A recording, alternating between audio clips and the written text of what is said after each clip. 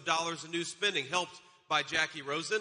Our fellow citizens can't afford to buy housing, especially our young people can't afford the American dream of home ownership, even in the great state of Nevada, because interest rates are too high. We're not building enough houses. And importantly, thanks to Kamala Harris's open border, we've got American homes that are going to illegal aliens. Well, Donald Trump thinks those American homes ought to go to American citizens, and that's how we make the American dream of home ownership affordable again.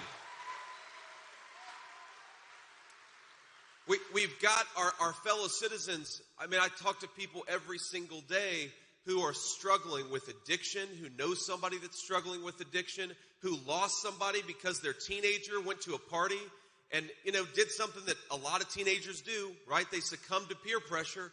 But 20 years ago, succumbing to peer pressure would lead to a headache or maybe a lecture from your parents.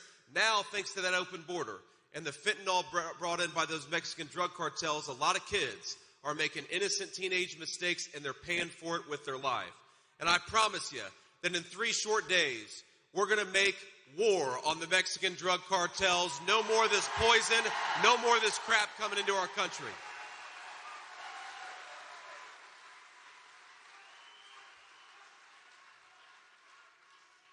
Now, I got to say, let's a couple moments of bipartisanship here. You maybe didn't expect me to come to Las Vegas and be so kind to the Democrats, but I want you, if you're a praying person, and I know a lot of you are, I want you to spare a prayer for Governor Tim Walz, my Democratic colleague, who, think about this. Tim has got the toughest job in American politics, my friends. He's got to go around and pretend that Kamala Harris is fit to be the President of the United States. When you're having a tough job, when you're having a tough day at work, when you're working late hours, when you're working a little too much overtime, just remember, at least you don't have to do what Tim Walz has to do, which is go around and try to persuade the American people that Kamala Harris is somehow fit to be the President of the United States. That's tough work. That's very tough work. Because think about this. We all know Kamala Harris, she cast the tie-breaking vote on trillions of dollars in new spending. She came into office bragging about undoing Donald Trump's successful border policy. Steve Daines and Mike Lee were there to see it. They said they were going to open the border. They opened the border, and now Nevada families are struggling with the consequences. Kamala Harris came into office saying that she was going to undo Donald Trump's successful economic policies. And now we've got our fellow citizens who can't afford to buy groceries, can't afford their car payments. Credit card delinquencies are at 9% in the United States of America. Think about that. That means 1 in 10 of our fellow citizens can't pay their bills right now because Kamala Harris refuses to do her job. So again, when Tim Walz goes around the country and says that Kamala Harris is going to fix it, remember, Kamala Harris broke it, and Donald J. Trump is going to be the guy who fixes it.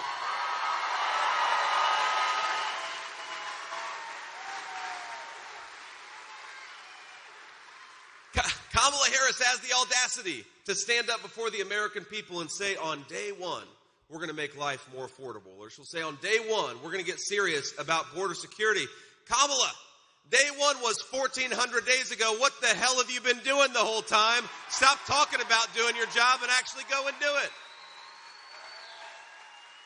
Guy, I've never seen anything like this. In American politics, you've got a candidate who is the sitting vice president and has been for 1,400 days, who for years bragged about having an important role in all of the policies that the American people are frustrated by, and now you would think that she doesn't even know who Joe Biden is.